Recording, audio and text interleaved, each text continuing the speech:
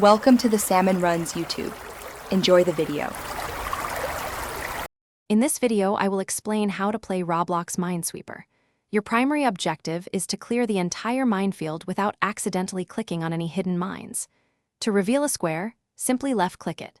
If you suspect a square contains a mine, right-click to place a flag. Each numbered tile you uncover tells you exactly how many mines are located in the 8 surrounding squares, including diagonals. This crucial information is your key to victory.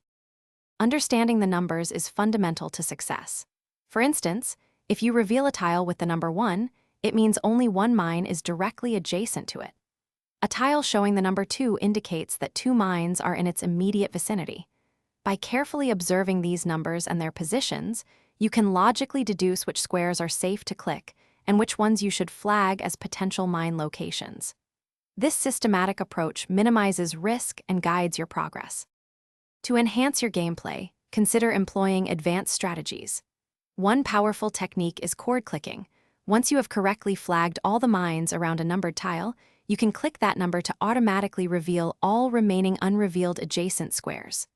Also, look for common patterns, such as a 1-2-1 configuration, which often indicates specific mine placements.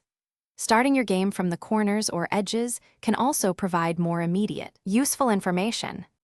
To avoid common pitfalls, always prioritize logic over random guessing, especially when the board is still largely unknown.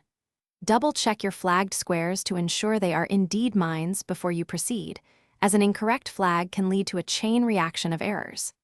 Consistent practice is key to improving your pattern recognition and overall speed.